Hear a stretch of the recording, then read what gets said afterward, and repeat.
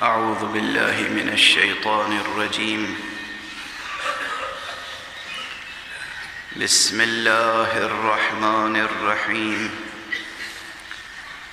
الحمد لله رب العالمين، والصلاة والسلام على أشرف الخلائق أجمعين، سيدنا وسيد الأولين والآخرين، حبيبنا وحبيب إله العالمين، إمام المرسلين وخاتم النبيين، أبي القاسم المصطفى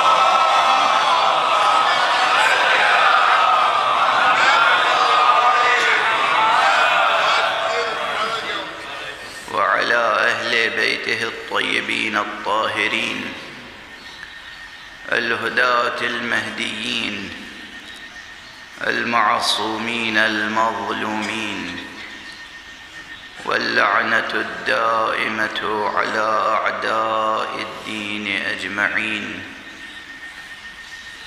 أما بعد، فقد قال الله تعالى عز اسمه في محكم كتابه ومتقن خطابه. بسم الله الرحمن الرحيم. الله لا إله إلا هو الحي القيوم، لا تأخذه سنة ولا نوم. صلوات بر محمد.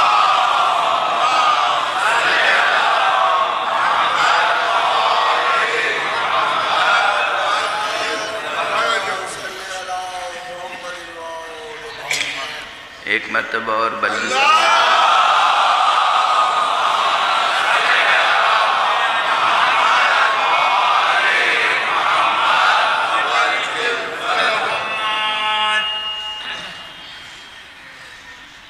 برادران گرامی، مدرسہ حسینی میں درس توحید کا سلسلہ جاری ہے۔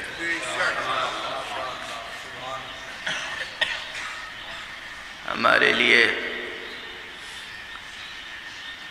نصاب کی کتاب قرآن حکیم ہے۔ قرآن حکیم کی وہ آیت جسے سید کائنات نے سید الآیات کہا ہے، وہ ہماری گفتگو کا سرنامہ ہے۔ آیت الکرسی۔ کل گفتگو ہو رہی تھی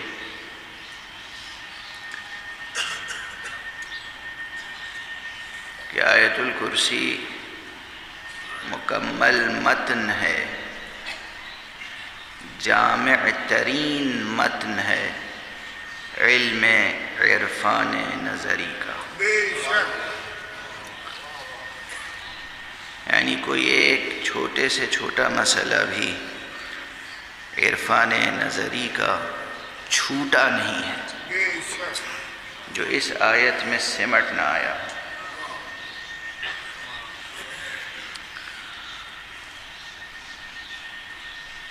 ساتھ میں نے گزارش کی تھی کہ بظاہر یہ متن عرفان نظری کا ہے، لیکن اسی کے بطن سے عرفان عملی کا نصاب بھی سامنے آتا ہے۔ چنانچہ جو حضرات سیر و سلوک کا شوق رکھتے ہیں، ذوق رکھتے ہیں، حوصلہ رکھتے ہیں، ہمت رکھتے ہیں، وہ اگر صرف اس ایک آیت کو اپنا رہنما بنا لیں، اس آیت کے دامن سے وابستہ ہو جائیں،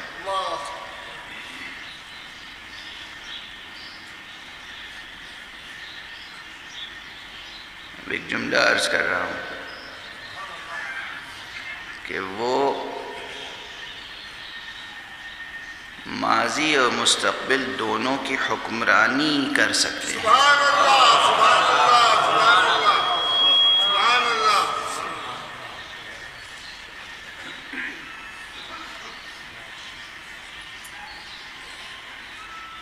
یہ آیت، یہ جملہ میں نے اپنے برادر عزیز القادر قرۃ العین جناب خطیب شہر عزا جناب مولانا حجت الاسلام والمسلمین سید شہنشاہ حسین نقوی صاحب کی خاطر کہا ہے یہ جملہ۔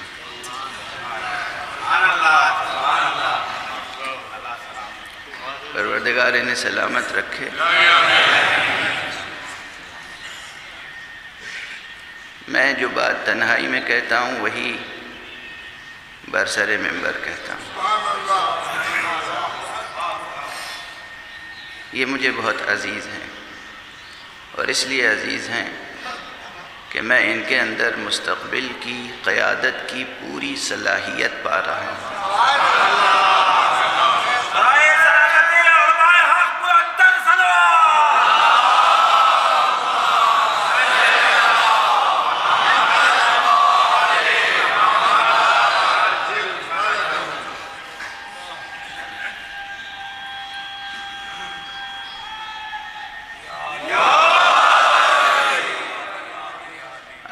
سب کو بطفیل محمد و آل محمد علیہم السلام محفوظ رکھے، انہیں سلامت رکھے۔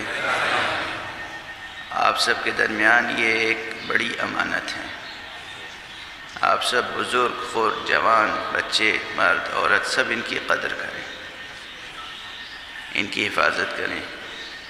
اللہ آپ کی، ان کی، سب کی حفاظت کرے۔ اب وہ تو ہے ہی ہے، ساتھ میں ظاہر ہے کہ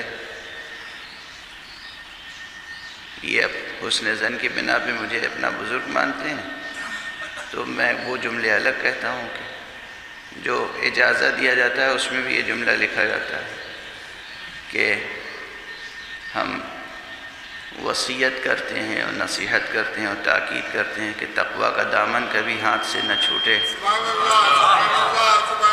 یہ متقی ہیں، مگر انشاءاللہ یہ تقویٰ کا دامن تھامے رہیں، آپ ان کا دامن تھامے رہیں۔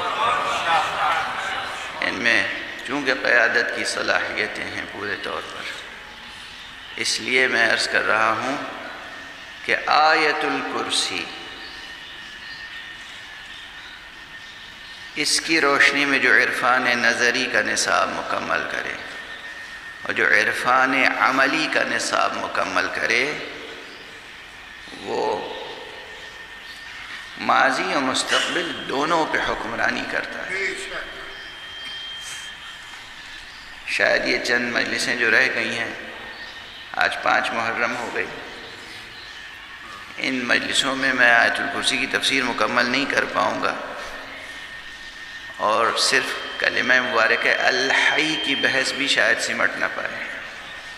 صرف ایک کلمہ الحی، چونکہ ظاہر کسی ایک بحث کو روشن کرنے کے لیے بہت سے مقدمات طے کرنے پڑتے ہیں، اور اگر مجمع اہل فن کا ہو، صرف اس میں عربی داں مجمع ہو، صرف فقہ جاننے والے ہوں، صرف کلام جاننے والے ہوں، صرف عرفان جاننے والے ہوں، تو شاید بحث بہت سمیٹی جا سکتی ہے اصطلاحوں میں۔ لیکن یہ مدرسہ حسینی جو ہے یہ صرف اہل فن کے لیے تھوڑی ہوتا ہے، سبحان اللہ سبحان اللہ یہ دراصل اہل دل کے لیے ہوتا ہے۔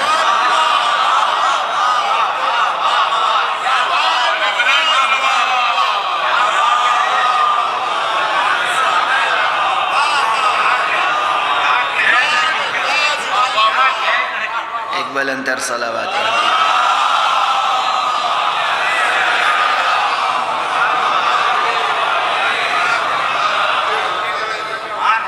سبحان اللہ سبحان اللہ جو اہل دل ہو وہ یہاں آئے، اہل فن نہیں ہوگا تو اہل فن بن کے جائے گا۔ سبحان اللہ سبحان اللہ اور یہ تو میں نے کہا کہ جو اہل دل ہو یہاں آئے، جو اہل دل ہوتا ہے وہی یہاں آتا ہے، اور جو اہل دل نہیں ہوتا وہ آتا بھی نہیں اور آنا بھی نہیں چاہیے۔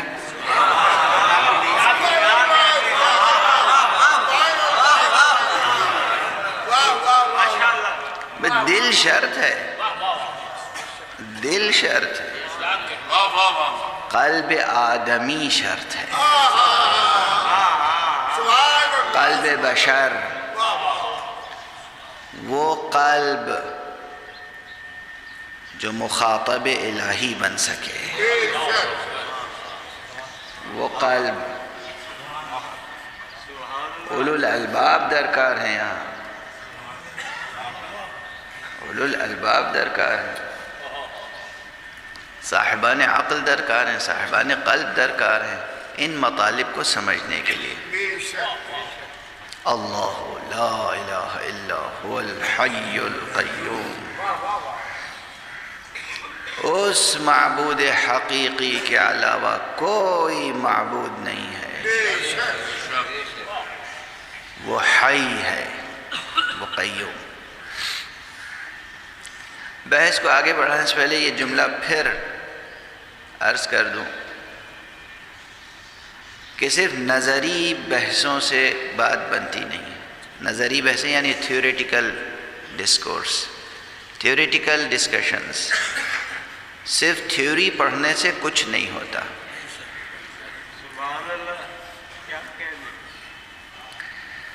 انسانیت کا قدم آگے نہیں بڑھتا۔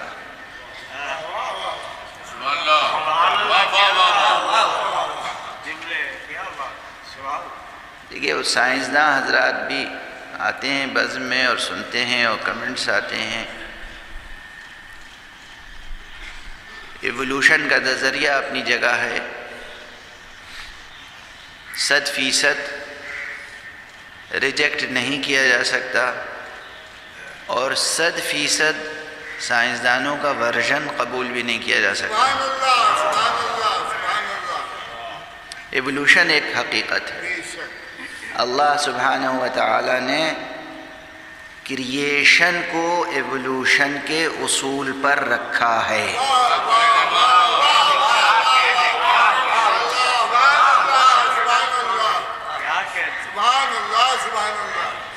وہ کریٹر ہے، اس نے کریشن کو ایوولوشن کی مشیت کے ساتھ رکھا ہے۔ تو ایوولوشن بھی ایک حقیقت ہے، ایوولوشن بھی ارادہ الہی سے وابستہ ہے، ایوولوشن بھی مشیت پروردگار کے ساتھ وابستہ ہے۔ لیکن ظاہری ایوولوشن جو ایک پرے کاہ سے بڑھتے بڑھتے اور پیکر بشری تک پہنچتا ہے، یہ ایک طرف پیکر بشری تک پہنچنے کے بعد اب جو انسان کو بحیثیت انسان ارتقاء کا سفر طے کرنا ہے،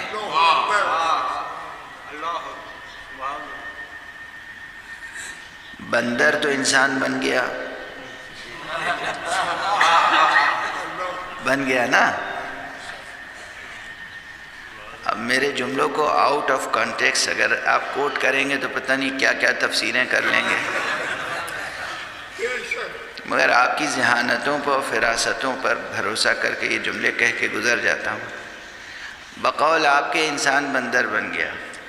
اب ایک بات کا خیال کیجیے گا کہ یہ انسان دوبارہ بندر نہ بن جائے.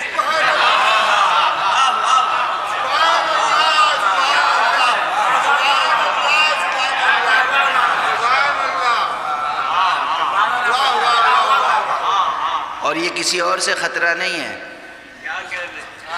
یہ کارخانہ قدرت تھا جس نے بندر کو انسان بنا دیا، اور یہ ہمارے ہاتھ کے بنائے ہوئے مدرسے ہیں جو انسان کو دوبارہ بندر بنا رہے ہیں.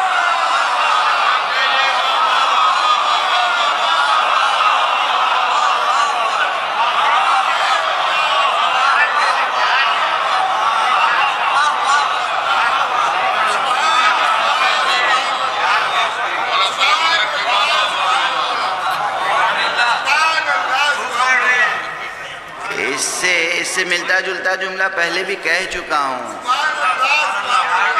یہ بڑا المیہ ہے، یہ بڑا المناک پہلو ہے ہمارے معاشرے کا، یہ بڑا دردناک موضوع ہے.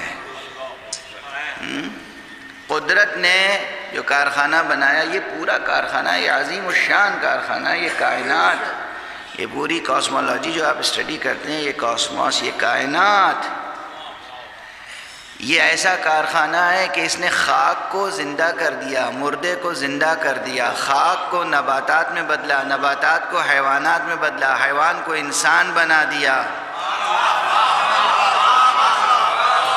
اب آپ سمجھے ذوق الہی کیا ہے، ذوق مشیت کیا ہے. ہو سکتا ہے کوئی بہت باذوق ذوق الہی کی ترکیب پہ معترض ہو تو اس کا جواب بعد میں دوں گا. ذوق مشیت کیا ہے یہ سمجھ میں آیا آپ کو؟ ارتقاء کا سفر کون طے کرا رہا ہے، کون طے کر رہا ہے، کدھر سے کدھر جا رہی ہے زندگی. تو حیوان انسان بن گیا، اور اب ہمارے مدرسے، ہمارے مکتبے، ہماری یونیورسٹیاں، ہمارے اسکول، ہمارے کالجز کچھ ایسا سلیبس، ایسا کریکولم، ایسا نظام تعلیم بنا رہے ہیں. نظام تعلیم کا نام لیا تو میری نظر مڑ گئی ان کی طرف. اللہ ان کو ترقی عطا فرمائے. آپ کے فیڈرل منسٹر ہیں جناب وجرانی صاحب، روزانہ کس خاکساری کے ساتھ آ کے فرش عزا پہ بیٹھتے ہیں. خدا ان کی توفیقات میں اضافہ فرمائے. یہ غالباً ایجوکیشن منسٹر بھی رہ چکے ہیں، اس وقت بھی ایجوکیشن منسٹر ہیں، یا کون سا قلمدان ان کے پاس، یہ مجھے نہیں معلوم. لیکن بہرحال یہ تو قلمدان گردش کرتے رہتے ہیں. خدا کرے قلمدان گردش کریں، صاحب قلمدان گردش نہ کریں.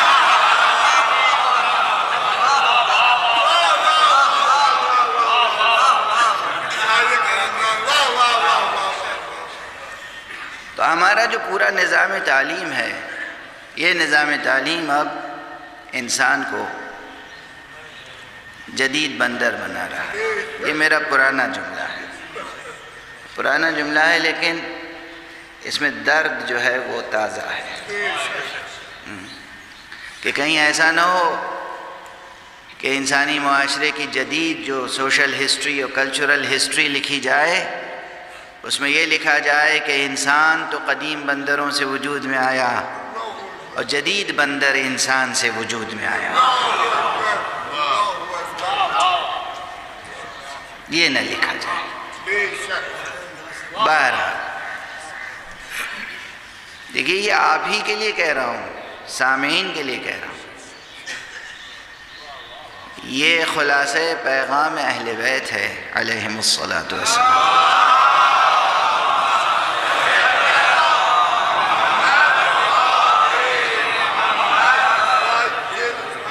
ہمیں بحیثیت انسان ارتقاء کا سفر طے کرنا ہے. بحیثیت انسان، ہماری روح، ہمارا قلب، ہمارا ذہن، ہمارا ضمیر، ہمارا وجود معنوی، وجود حقیقی، وجود اصلی، ہمارا وجود نوری، وجود نورانی، وجود امری، اسے ارتقاء کا سفر طے کرنا ہے تاکہ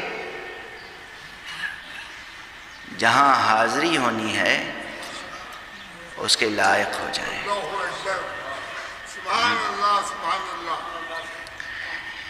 یہ تو میں عرض کر ہی رہا ہوں، کل بھی عرض کیا، اس وقت بھی میں نے عرض کیا آپ کے سامنے کہ آیت الکرسی عرفان نظری کا مکمل متن ہے، لیکن اس سے پہلے ایک جملہ اور عرض کر چکا ہوں میں، قرآن مجید میں ایک اور اس سے بھی چھوٹا جملہ ہے، بہت چھوٹا جملہ ہے، جس میں صرف 5 کلمات ہیں بدقت، تمام 5 یا 6 کلمات، ایک حرف عطف کو اگر شمار نہ کیا جائے تو 5 کلمے ہیں، اور جو مکرر حرف ہے اسے بھی کلمہ ہے، شمار نہ کیا جائے تو بس 4 کلمے ہیں۔ یہ 4 کلمے کا ایک فقرہ ہے قرآن مجید میں، جس کے لیے میں نے عرض کیا تھا کہ یہ مکمل عرفان نظری اور عرفان عملی کا مکمل متن ہے، وہ بھی قرآن مجید میں، مگر لطف کی بات یہ ہے، میں کیا کہوں، جو حقیقت ہے خود قرآن جو کہہ رہا ہے میں اسے کیسے نقل نہ کروں، مگر ممکن ہے کہ قرآن کی بات میں کم کر کے پیش کروں آپ کے سامنے۔ خود قرآن یہ کہہ رہا ہے کہ وہ فقرہ جو قرآن مجید میں ہے وہ فقرہ کسی اور کا ہے، اتنا اچھا تھا وہ جملہ، اتنا پسند آیا قدرت کو کہ اسے داخل متن قرآن کر دیا گیا۔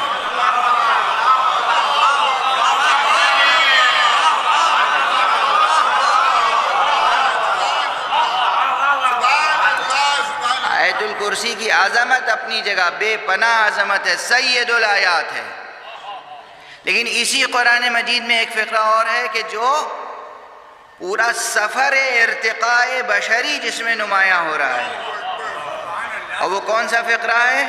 اِنَّا لِلَّهِ وَإِنَّا إِلَيْهِ رَاجِعُونَ، ہم اللہ ہی کے ہیں اور اسی کی بارگاہ میں حاضر ہو رہے ہیں، اسی کی طرف جا رہے ہیں۔ اس میں پورا قوس نزولی بھی ہے، قوس صعودی بھی ہے، اور یہ کسی اور نے یہ جملہ نہیں کہا تھا،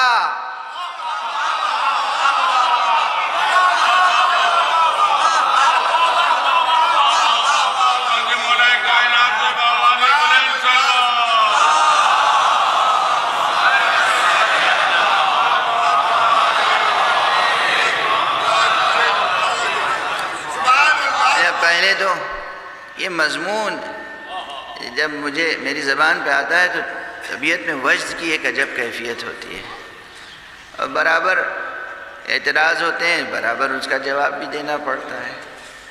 آپ کو میں پہلے سے عرض کر دوں، اور شاید عرض کر چکا ہوں پہلے بھی، کہ لوگ کہتے ہیں ایسی روایتیں جب بیان کی جاتی ہیں، ایسے حقائق جب بیان کیے جاتے ہیں تو بعض حضرات کہتے ہیں یہ مبالغہ کرتے ہیں، یہ بس اپنے مولا کی قصیدہ خوانی کے علاوہ انہیں تو کچھ آتا ہی نہیں، اللہ تیرا شکر ہے کہ ہمیں اس کے علاوہ کچھ نہیں آتا۔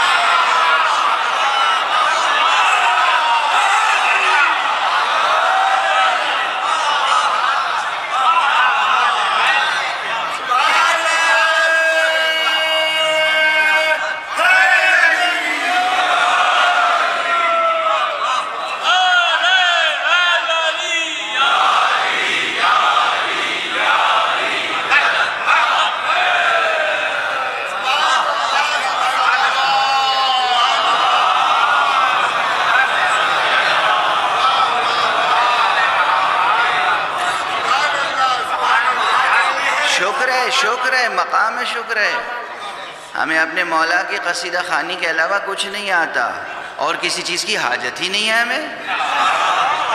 ہماری دنیا بھی اسی سے سنورتی ہے، ہماری آخرت بھی اسی سے سنورتی ہے، ہماری برزخ بھی اسی سے سنورتی ہے، ہمارا ماضی اسی سے روشن ہے، ہمارا مستقبل اسی سے روشن ہے۔ یہ ذکر نور ہے، یہ نور بھی ذکر ہے، یہ ذکر بھی نور ہے۔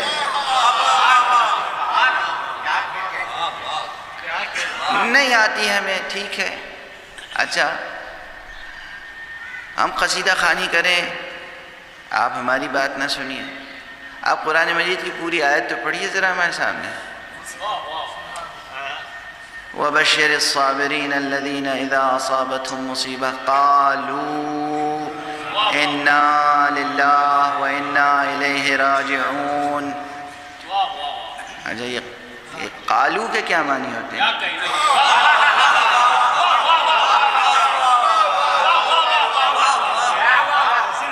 ترجمہ پورے قرآن کا کریں نہ کریں، چھوڑ کے کریں ترجمہ.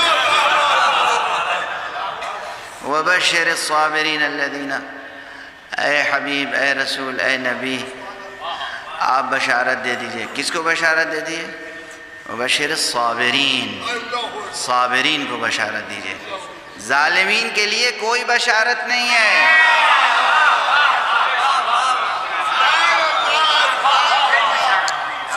وبشر الصابرین. اور اگر کہیں ہے قرآن مجید میں ہے، جیسی ہونی چاہیے ویسی ہے.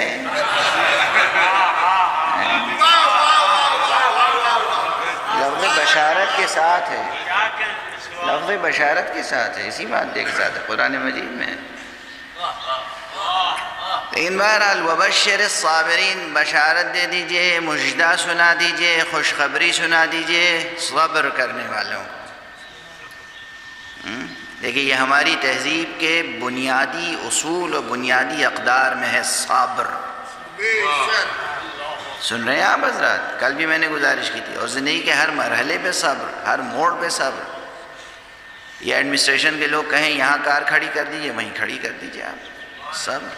اس وقت آپ میں یہ جذبہ نہیں ہونا چاہیے واہ میں 20 22 یا 21 گریڈ کا افسر ہوں، میری توہین ہو رہی ہے. فرش عزائے حسین پر آنا اعزاز ہے.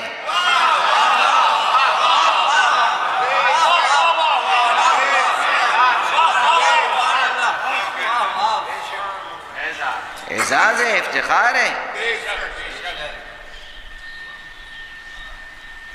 اور در حسین پہ جو آ رہا ہے، در حسین کے معمولی نوکر بھی اگر اسے روک دیں تو ادب سے رک جانا چاہیے.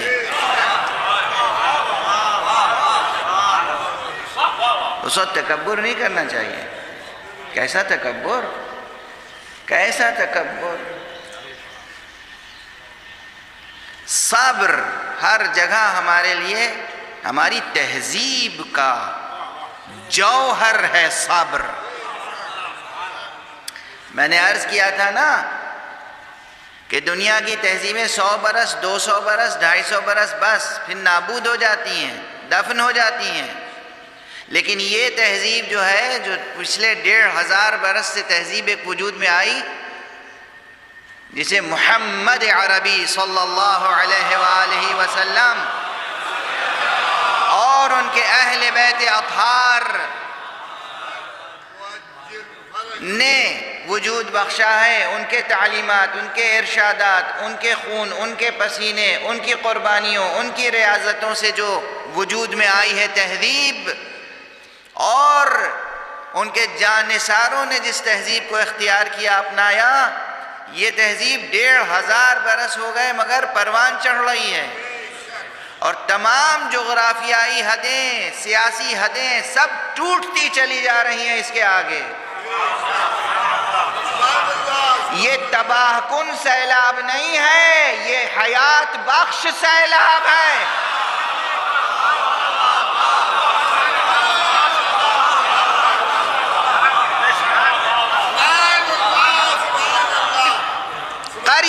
قریہ پھیلتی چلی جا رہی ہے یہ تہذیب. ہر جگہ پرچم عباس لہرا رہا ہے. یہ کیوں یہ تہذیب پروان چڑھ رہی ہے؟ اس تہذیب کے نشو و نما کا راز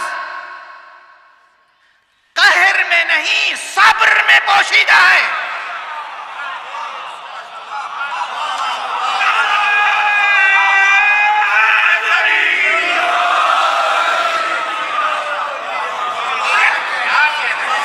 ایک صلوات پڑھ دیجئے محمد و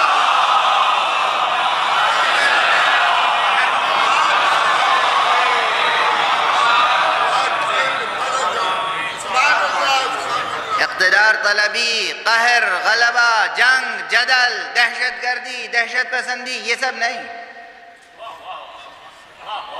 حق شناسی، حق پرستی، ایثار، صبر، یہ ہے بنیادی قدریں اسلامی تہذیب کی.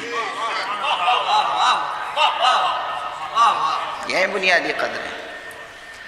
تو مجدہ بھی کس کے لیے ہے؟ صابرین کے لیے. مبشر الصابرین الذین، کون صابرین؟ صابرین کا بھی درجہ ہے. دیکھیے ہر حقیقت وجودی ذات مراتب ہے. ہر وجودی حقیقت میں مراتب ہیں، درجات ہیں، مراتب ہیں. یہ مراتب میں ایک شان کثرت بھی ہے، ایک شان وحدت بھی. توجہ رہے، کثرت بھی ہے، وحدت بھی. تمام کثرتیں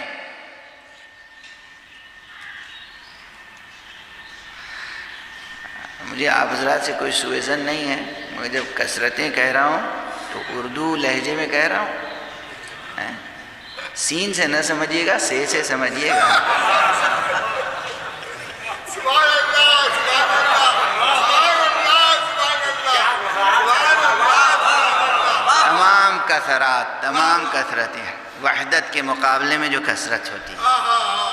کل میں نے گزارش کی تھی یہ آیتیں سمجھنے کے لیے اللہ لا الہ الا هو الحی القیوم، یہ اللہ وہ اسم ہے کہ ذات کی طرف اشارہ کرتا ہے اس مقام سے کہ جو مقام مستجمع جمیع صفات ہے. اس کے بعد ایک ایک اسم تجلی کرتا ہے. اس میں الحی آتا ہے، پھر القیوم آتا ہے، پھر العلیم آتا ہے، پھر العلی آتا ہے، پھر العظیم آتا ہے. اسماء کا سلسلہ شروع ہوتا ہے. اسماء میں ایک ترتیب ہے. یہ جو بات ہے، یہ جو کثرت ہے اسماء کی اور جو وحدت ہے ذات کی، یہ بحث اتنی آسان نہیں ہے. یہ اور بات ہے کہ میں بار بار اس مصرے کا اور اس شعر کا سہارا لے لیتا ہوں جو غالب نے بہت خوبصورتی کے ساتھ کہا ہے کہ ملنا تیرا اگر نہیں آسان تو سہل ہے. ملنا تیرا اگر نہیں آسان تو سہل ہے، دشوار تو یہی ہے کہ دشوار بھی نہیں.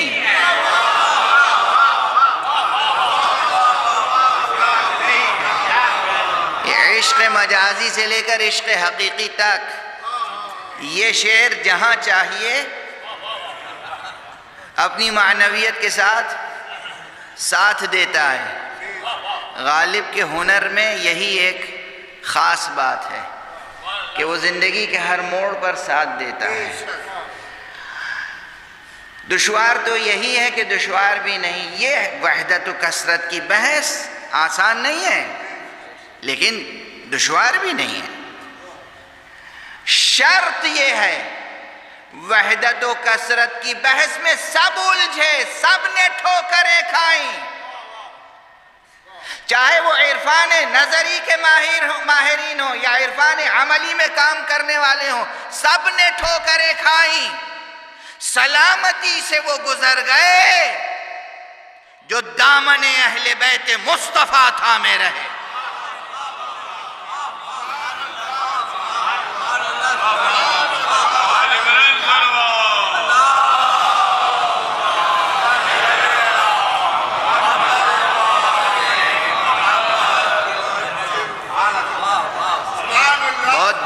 مسئلہ ہی ایسا آسان نہیں ہے.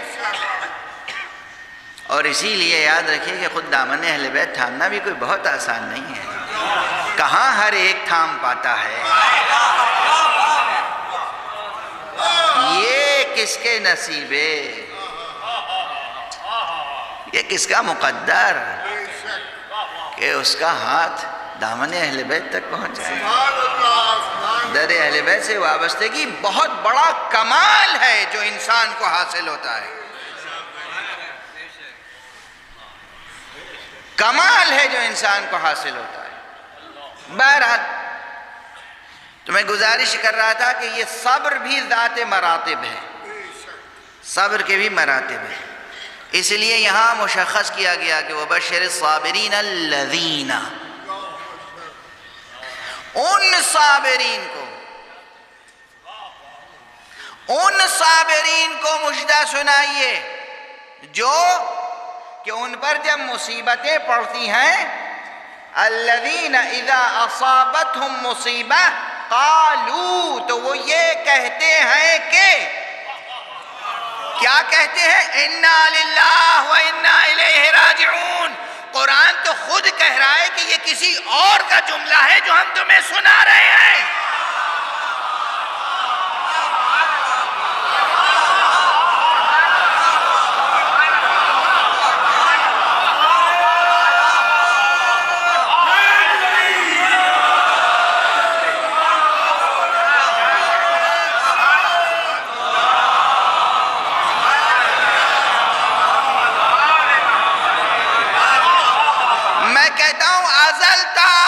تمام انسانوں کا، تمام اہل نطق کا سرمایہ نطق و سخن نثار اس زبان کے جس کی زبان کا فقرہ مشیت کو اتنا پسند آ جائے کہ شامل متن قرآن ہو جائے۔ ارے بھائی ہماری زبان ٹوٹی پھوٹی، ہمیں سلیقہ نہیں آتا خطابت کا، ہمیں اردو نہیں آتی، کچھ نہیں آتا، تو اپنے جملوں اپنی تقریر کو مؤثر بنانے کے لیے، تقریر کو سجانے کے لیے کبھی غالب کا مصرع کوٹ کر دیا، کبھی اقبال کا شعر کوٹ کر دیا، کبھی کسی کوئی حدیث نقل کر دی، کبھی کوئی آیت نقل کر دی کہ بھئی ہمارے کلام میں تاثیر نہیں ہے، آیت کے صدقے سے، حدیث کے صدقے سے ہماری بات لوگوں کو یاد رہ جائے، بات دلوں میں اتر جائے۔ وہ کس کے کلام کو نقل کرنے کے لیے مجبور ہے؟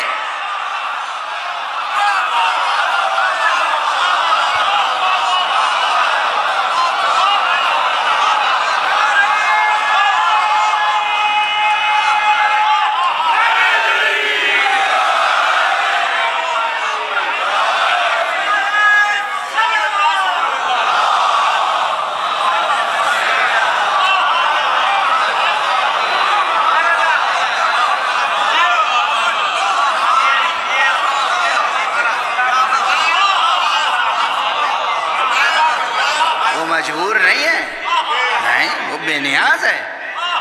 مگر یہ اس جملے کے کہنے والے کا شرف ہے کہ نہیں؟ یہ اس جملے کے کہنے والے کا شرف ہے کہ نہیں؟ جس نے بھی یہ جملہ کہا، ہمیں نام پہ کوئی ضد نہیں ہے، آپ کوئی نام بتا دیجئے۔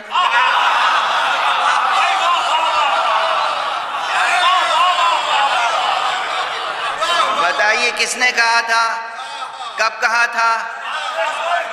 میدان جنگ میں کہا تھا؟ کس نے کہا تھا؟ ہمارے برادر عزیز جناب نیر زیدی صاحب تشریف فرمائے، یہ لندن میں بھی ہوتے ہیں، لندن میں میری زبان سے بے ساختہ ایک جملہ نکل گیا تھا۔ ارے بتائیے تو صحیح کس نے کہا تھا یہ جملہ؟ کسی نے میدان میں جم کر، ایسا موقع تھا، جنگ احد کا مسئلہ، یہ جنگ احد کا واقعہ ہے۔ جنگ احد میں کیا المناک جنگ تھی، پیغمبر کی جیتی ہوئی جنگ۔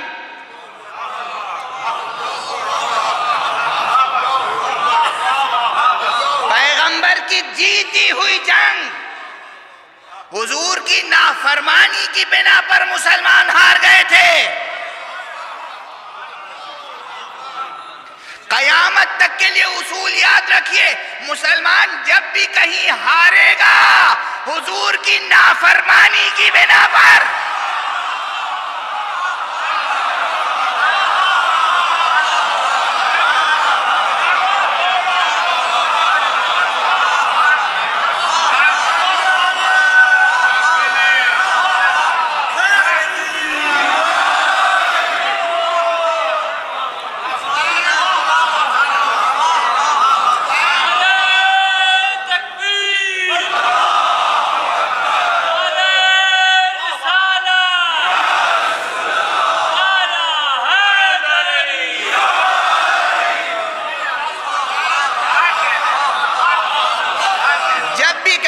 مسلمان ہارے گا، مسلمان کو ہزیمت ہوگی، مسلمان کو نعوذ باللہ رسوائی لاحق ہوگی حضور کی نافرمانی کے بنا پر۔ محمد رسول اللہ صلی اللہ علیہ وسلم۔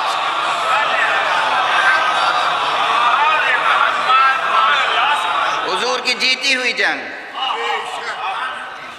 مسلمان ہار گئے، اور پھر کیا عالمناک واقع ہوئے؟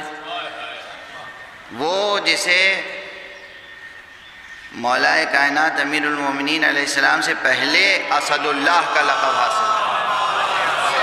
اسد اللہ کون؟ جناب حمزہ۔ اسد اللہ و اسد رسولہ، جناب حمزہ کا لقب تھا، شیر خدا اور شیر رسول خدا، جناب حمزہ۔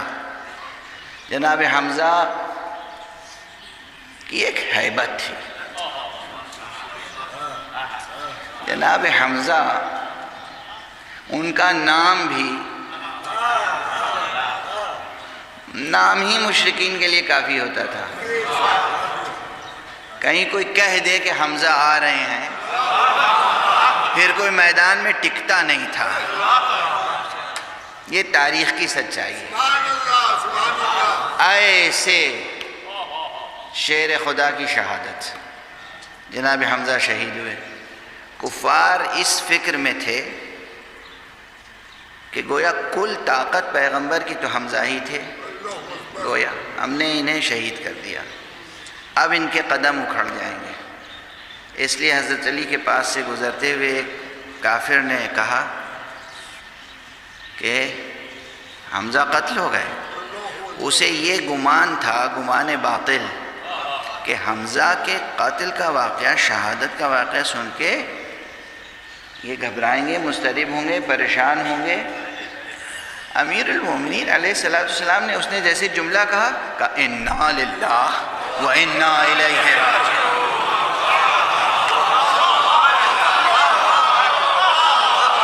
اور مصروف ہے جنگ، جیسے کچھ ہوا ہی نہیں۔ ہم تو اسی کے ہیں اور اسی کی طرف جا رہے ہیں۔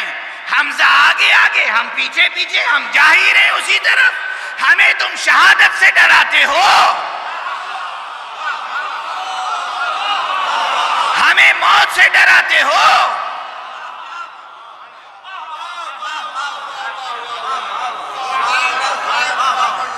یہ جملہ امیر المومنین علی ابن ابی طالب کا ہے۔ یہ جملہ ایسا نہیں ہے کہ کوئی میدان جنگ سے دوڑتے بھاگتے کہتا ہوا چلا جا رہا ہو۔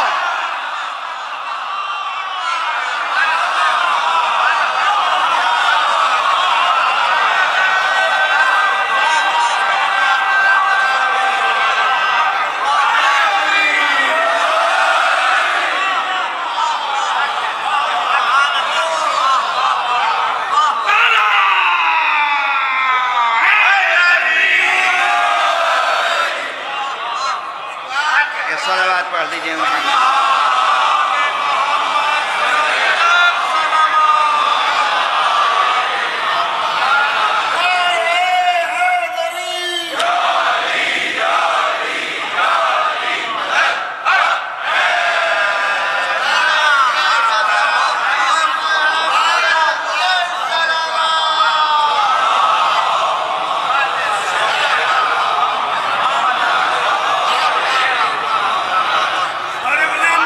سکون،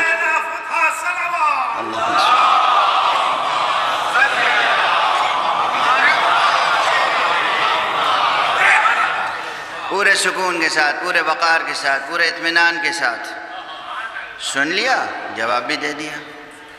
جواب اتنا پسند آیا خالق کو کہ متن قرآن میں شامل ہو گیا، تعریف کے ساتھ، توصیف کے ساتھ، ستائش کے ساتھ، ستائش کے ساتھ، داد کے ساتھ، ستائش کے ساتھ، واہ واہ سبحان اللہ کے ساتھ۔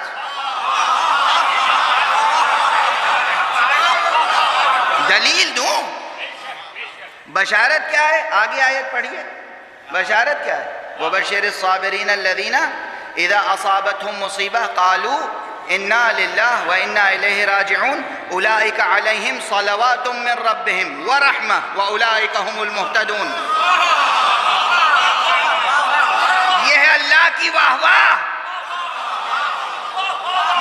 سبحان اللہ.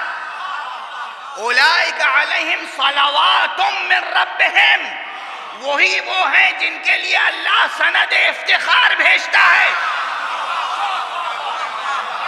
صلوات کے معنی ہے سند افتخار. لکھ لیجئے گا ڈکشنری میں آج سے.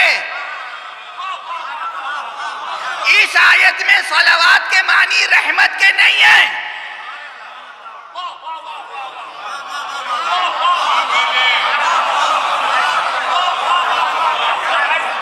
یہ نہیں کہا جا رہا ہے کہ اللہ رحمت نازل کرتا ہے، وہ تو کرتا ہی ہے.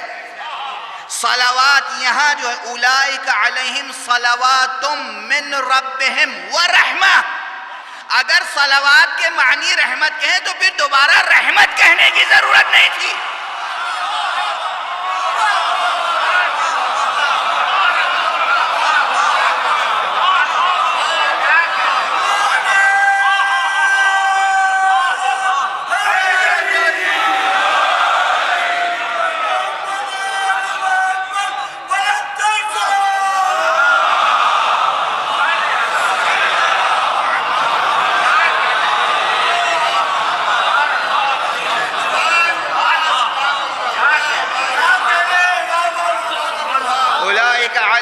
صلوات من ربہم، وہی وہ لوگ ہیں.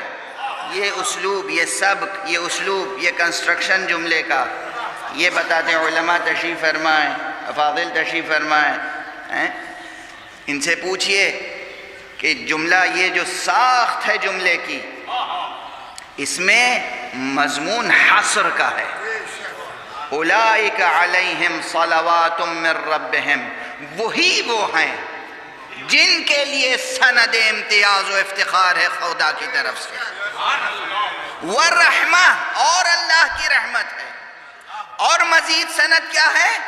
وَأُولَئِكَ هُمُ الْمُهْتَدُونَ، اور وہی ہدایت یافتہ ہیں،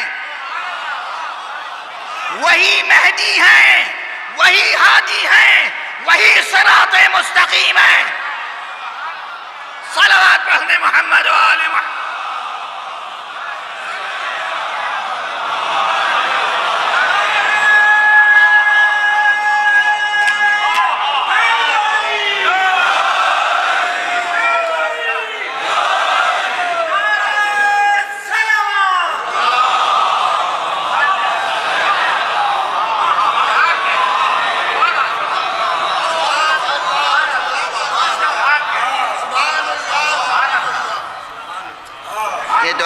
حسن سماعت ہے کہ جو ایک چھوٹے سے جملے کو پوری تقریر میں بدل دیتا ہے.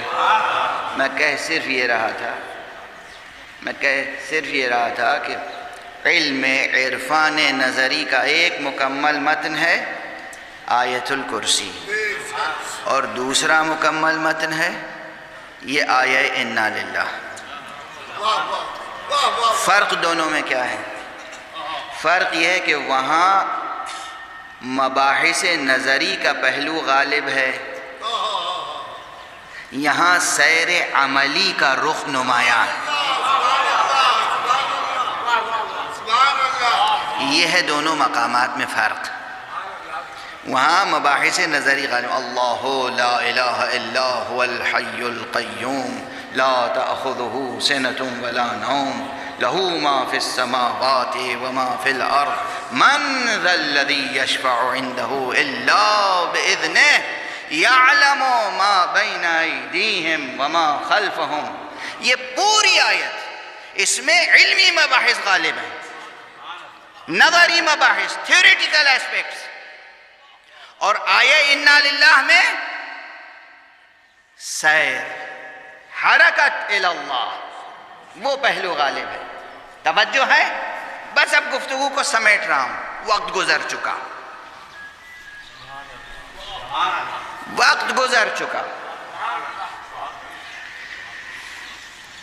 درمیان میں چونکہ بات آ گئی تھی کہ ہماری تہذیب کا جوہر صبر ہے، اس لیے عرض کر رہا تھا. یہ سب وہ باتیں اس لیے بھی آ گئی. کل جو میں نے گزارش کی تھی اور پھر آج آپ کے سامنے دہرائی ہے یہ بات، اسے گرہ میں باندھ لیجئے. اللہ کی سلامتی کے لیے آواز بلند صلوات.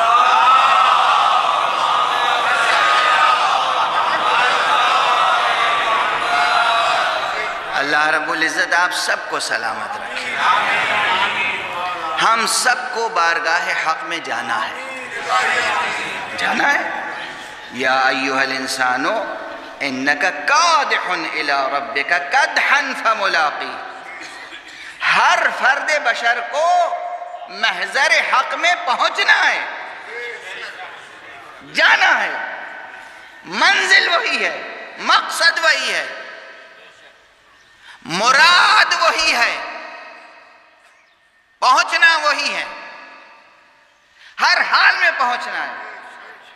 فرق یہ ہے کہ کشا کشا کھینچ کے لے جایا جائے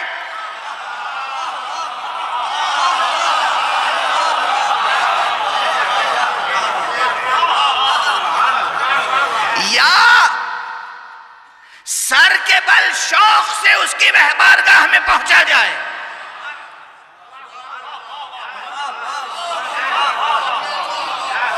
اختیار یہی ہے. دولت اختیار جو ہمیں اور آپ کو عطا کی گئی وہ صرف اس لیے جبر و اختیار کی سرحدیں بھی سن لیں. پہنچنا ہے، یہ ہے جبر. کیسے پہنچو گے اس کا ہے اختیار.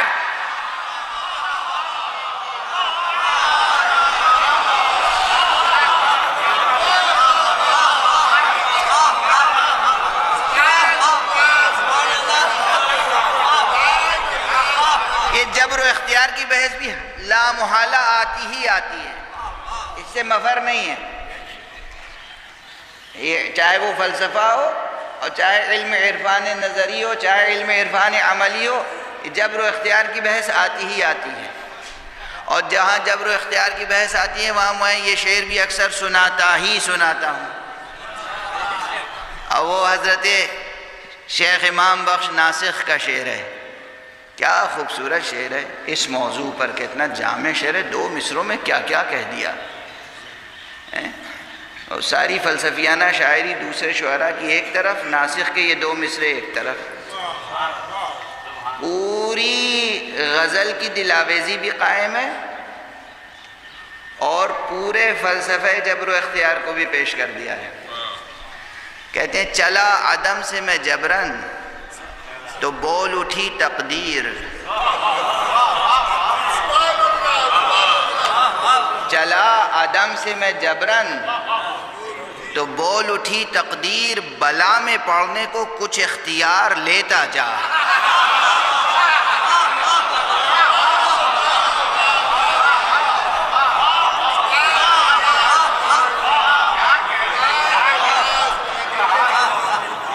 چلا عدم سے میں جبرن بول اٹھی تقدیر.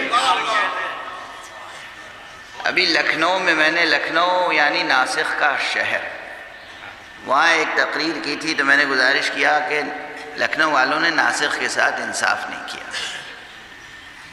آج تک ناسخ میں جیسا کام ہونا چاہیے تھا نہیں ہوا. اور صرف یہ 2 مصرے ایسے ہیں کہ اس پہ کم سے کم 200 صفحے کی کتاب لکھی جا سکتی ہے. چلا آدم سے میں جبرن تو بول اٹھی تقدیر. بلا میں پڑنے کو کچھ اختیار لیتا جا. تو کیا ہے اختیار کی حد اور کس بات کا ہے جبر؟ جبر یہ ہے کہ ہمیں بہرحال وہاں پہنچنا ہے. یا ایھا الانسان انک کادح الی ربک کدحا فملاقی. جانا ہے، پہنچنا ہے اسی کی بارگاہ میں. وہی ایک حق ہے، وہی ایک ہستی ہے، وہی ایک وجود ہے، وہی ایک خالق ہے، وہی ایک معبود ہے، وہی ایک اللہ ہے. اس کے علاوہ کچھ ہے ہی نہیں. تو جائیں گے کہاں؟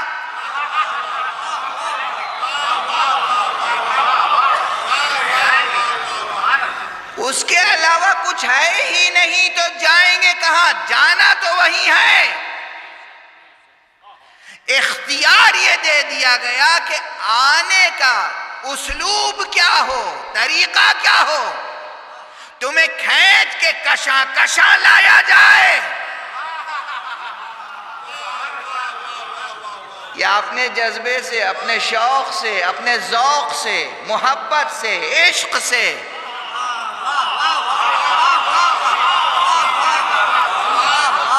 میدان جنگ میں حق و باطل کی صفوں میں کھڑے ہو کر مرنے والوں میں فرق یہی ہے، ایک کو ہلاک اور ایک کو شہید اسی لیے کہتے ہیں۔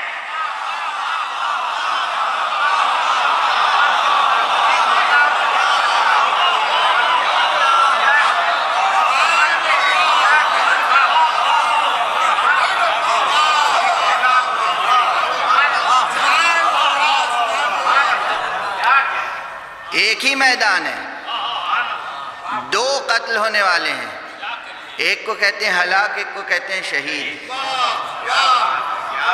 اور یوں ہی نہیں کہتے، شہید کے مرتبے کو قرآن مجید نے واضح کیا ہے یا نہیں؟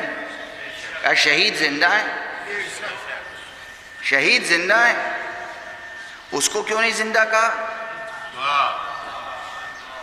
اس کا بھی گلا کٹ گیا، اس کا بھی گلا کٹ گیا، اس کا بھی لہو بہہ گیا، اس کا بھی لہو بہہ گیا، اسے بھی اس کا بدن بھی جسم دفن کر دیا گیا زمین میں، اس کا بھی دفن کر دیا گیا۔ فرق کیا ہے؟ قرآن کہہ رہا ہے، کون قرآن؟ الحی کا کلام۔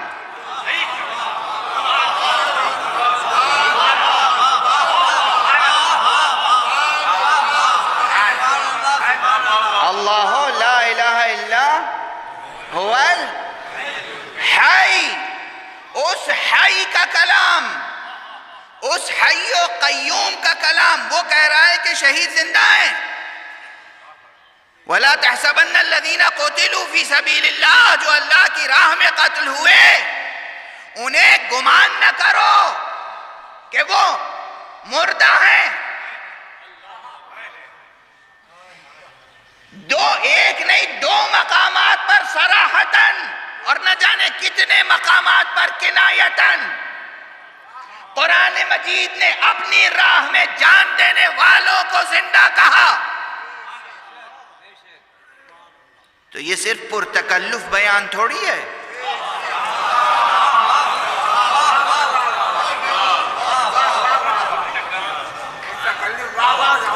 یہ کوئی پرتکلف بیان تھوڑی ہے کہ بھئی عملاً کیا ہوتا ہے، کوئی صاحب آ رہے ہیں ان کو بیٹھالنا ہے تو آپ کسی کے لیے کہتے ہیں تشریف لائیں، تشریف رکھیں، اور کسی لیے کہتے ہیں آؤ میاں بیٹھو۔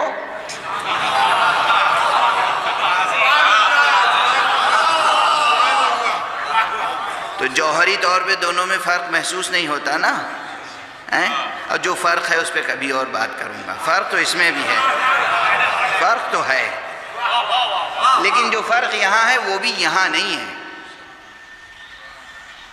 ایک کو کہا گیا ہلاک، ہالک، اور ایک کو کہا گیا شہید اور حی، زندہ۔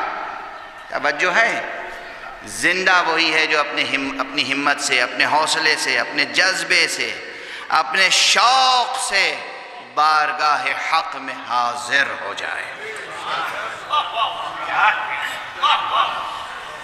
وہ ہے زندہ،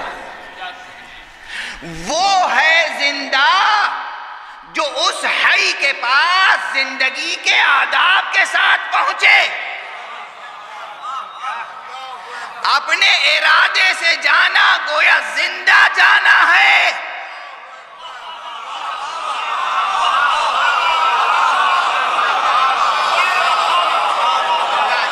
کشا کشا لے جایا جانا مردہ جانا ہے۔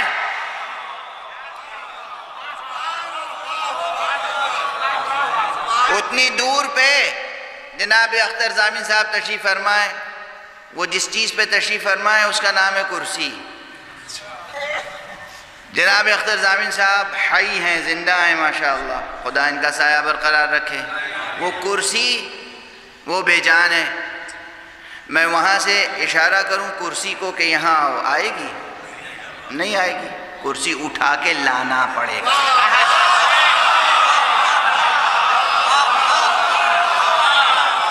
کرسی بے جان ہے تو لانا پڑے گا، اس پہ بیٹھنے والا جاندار ہے تو اپنے ارادے سے آئے گا، اپنے اختیار سے آئے گا، اور جو اپنے ارادے اور اختیار سے آئے گا اس کے آنے کا انداز زندگی کو ظاہر کرے گا۔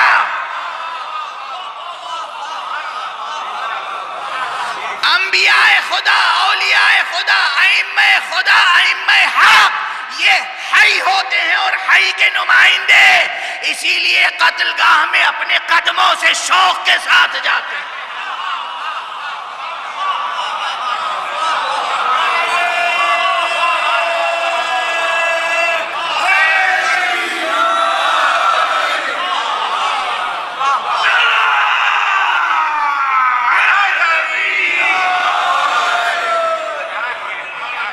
لطیف و ظریف و دقیق اور باریک نکتے اگر روشن نہ ہوئے تو سمجھ میں نہیں آئے گا کہ حسین اور حیات میں رشتہ کیا ہے۔ سبحان اللہ، سبحان اللہ، سبحان اللہ، سبحان اللہ۔ رب حی و قیوم کی حجت ہے حسین۔ ساری دنیا کہہ رہی ہے کہاں جا رہے ہیں، کیوں جا رہے ہیں؟ ارے وہاں قتل کر دیے جائیں گے۔ کہتے ہیں ہمیں معلوم ہے، ہم اس نشیب کو جانتے ہیں جہاں ہمارا گلا کاٹا جائے گا۔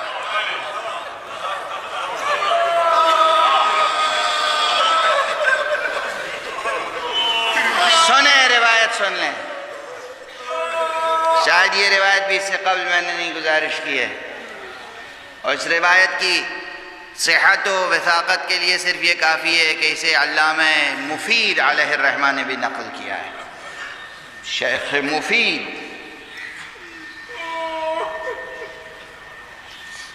شیخ مفید کا بڑا مرتبہ ہے۔ آپ عام تاریخوں میں صرف یہ پڑھتے ہیں کہ بعض صحابہ میں سے اور بعض بنی ہاشم میں سے آئے روکنے، فرزند رسول نہ جائیے۔ علامہ مفید اس روایت میں نقل کرتے ہیں، اور وہ بھی روایت حضرت امام جعفر صادق علیہ السلام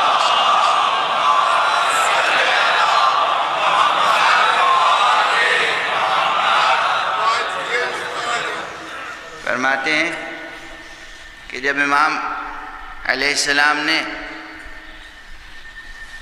عزم سفر کیا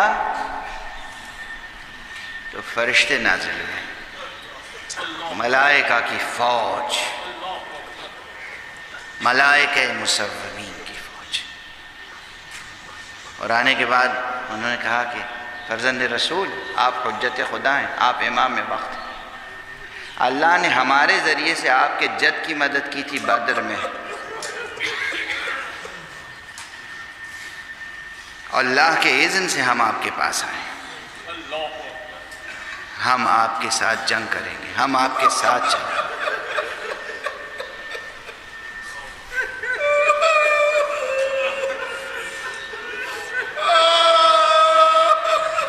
ہم آپ کی مدد کریں گے، ہم آپ کے دشمنوں سے جنگ کریں گے۔ امام نے فرمایا نہیں،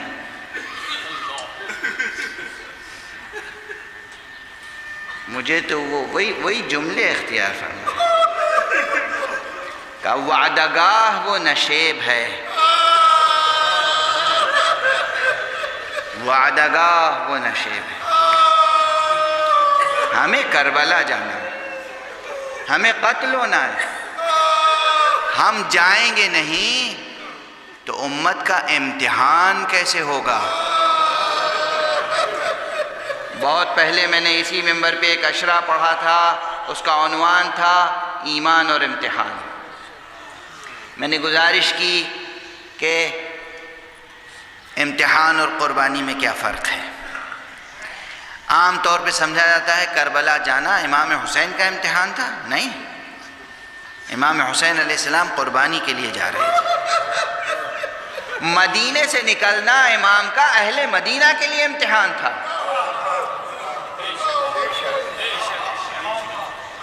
پوری امت کا امتحان امام حسین علیہ السلام کے ذریعے سے حق نے لیا ہے، اور کل کی امت کا بھی، آج کی امت کا بھی، قیامت تک آنے والی امتوں کا امتحان ہوگا بواسطہ حسین۔ ہم جائیں گے نہیں تو امتحان کیسے ہوگا امت کا؟ تم ہماری مدد کرو گے، ہمیں تمہاری مدد نہیں چاہیے۔ آنا، کربلا میں آنا، پہنچنا، دیکھنا ہمارا جہاد، دیکھنا ہم کیسے قربانیاں پیش کرتے ہیں، دیکھنا ہم اکبر کو کیسے پیش کرتے ہیں، دیکھنا ہم قاسم کا لاشا کیسے اٹھاتے ہیں، دیکھنا ہم عون و محمد کے لاشیں کیسے اٹھاتے ہیں۔ امام نے ان فرشتوں سے، ان ملائکہ سے کہا مجھے معلوم ہے میرے بیٹے علی ابن الحسین زین العابدین کے علاوہ کوئی نہیں بچے گا، ہم سب قتل ہو جائیں گے، ہمیں معلوم ہے، اور جا رہے ہیں، شوق سے جا رہے ہیں۔ یہ حسین کی حیات کی نشانی ہے، یہ زندگی حسینی کی نشانی ہے۔ اسی روایت کے تتمے میں یہ بھی ہے کہ ملائکہ کے بعد جن آئے۔ مجلس ختم ہونے دیں، اللہ آپ کو جزائے خیر دے، اللہ آپ کو جزائے خیر دے، سلامت رہیں، مولا آپ کے جذبے کو قبول کریں، مولا آپ کو اپنے ذاکروں میں شمار کریں۔ حسین، ملائکہ کے بعد جن آئے۔ فرزند رسول، آپ امام وقت ہیں۔ اسی روایت میں ان کو بھی یہی جواب دیا کہ آنا، کربلا میں آنا۔ اللہ اکبر! آپ سمجھتے ہیں حسین یکا و تنہا تھے؟ بے ناصر و مددگار تھے؟ حسین کے بہت ناصر و مددگار تھے۔ حسین نے جو کہا تھا نا حل من ناصر ینصرنا، یہ امت کے امتحان کے لیے کہا تھا، ورنہ حسین مضطرب نہیں تھے، حسین کو کوئی اضطراب لاحق نہیں تھا۔ اللہ جزائے خیر عطا فرمائے میر انیس علیہ الرحمہ کو، جنہوں نے حسین کے اطمینان کی تصویر کشی کی ہے اپنے شعر میں، اور کہا ہے کہ حسین کو اضطراب نہیں تھا۔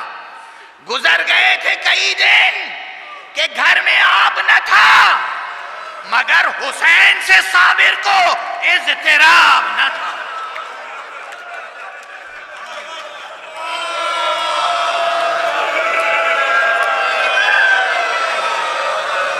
حسین کو اضطراب نہیں تھا، حسین کو اضطراب نہیں تھا۔ اب بات آ گئی ہے تو یہ دو مصرے بھی سن لیں، میر صاحب ہی کی زمین میں ہیں۔ یہ قسم ہے عصر کی، قسم ہے عصر کی، جب کوئی ہم رکاب نہ تھا، حسین کو غم انسان تھا، اضطراب نہ تھا۔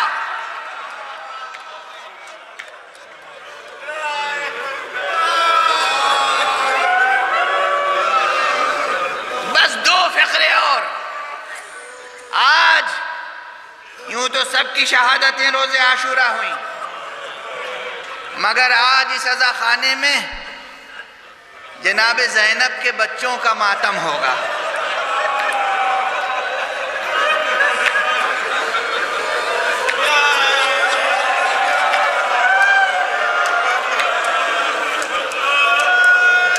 عون و محمد کیا جری، کیا شجاع بچے تھے۔ اللہ اکبر! آپ گریہ فرما رہے ہیں، اب کچھ پڑھنے کی ضرورت بھی نہیں ہے، اب کچھ بیان کرنے کی ضرورت نہیں ہے، بس ایک فقرہ کہوں۔ مجھے دو مصرے اور یاد آ رہے ہیں علامہ جمیل مظہری کے، جو انہوں نے فرمایا ہے، پروردگار سے خطاب کر کے کچھ انہوں نے بڑے حسین جو مصرے کہے ہیں، مگر شرط انصاف ہے اے خالق افکار جمیل، شرط انصاف ہے اے خالق افکار جمیل، ایک طرف عزم حسین، ایک طرف عزم خلیل۔ پورا بند بہت دلاویز ہے، مگر جو بیت ہے اس بند کی، وہ بیت جناب زینب کی شان میں ہے۔ اور جناب زینب کا موازنہ کیا ہے علامہ جمیل مظہری نے جناب ہاجرہ سے. جو کچھ مجھے کہنا ہے وہ گویا ان دو مصروں میں ہے. ارے قتل فرزند پہ راضی با ارادہ تو نہ تھی.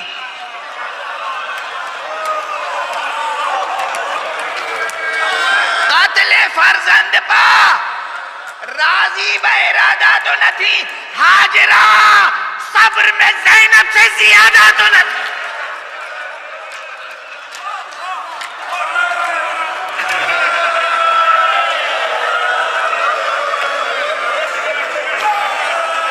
ہاجرہ صبر میں زینب سے زیادہ تو نہ تھی. کہاں ہاجرہ کہاں زینب. ہاجرہ نے اپنے بیٹے کے گلے پہ صرف نشان دیکھا تھا.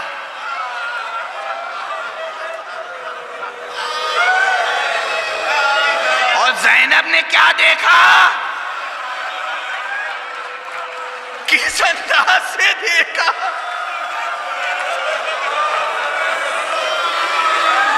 جب بھی کوئی شہید ہوتا تھا کربلا میں امام حسین اس کا لاشا لے کر آتے تھے. اصحاب پر بھی یہ لطف و کرم تھا. لاشا لاتے تھے پہلے در خیام پر، اس کے بعد ایک مخصوص خیمے میں لے جا کے رکھ دیتے تھے. جب کسی عزیز کا لاشا آتا تھا خیمے میں آتا تھا، اور جب کسی عزیز کا لاشا آتا تھا آگے زینب ہوتی تھی.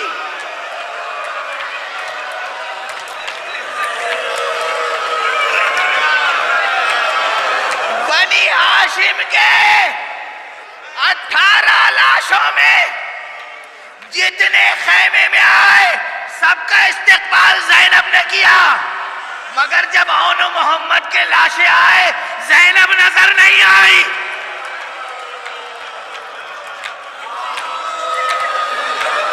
اجرکم علی اللہ، اجرکم علی اللہ. امام حسین لاشوں کو لے کر آئے، عباس ساتھ میں ہیں.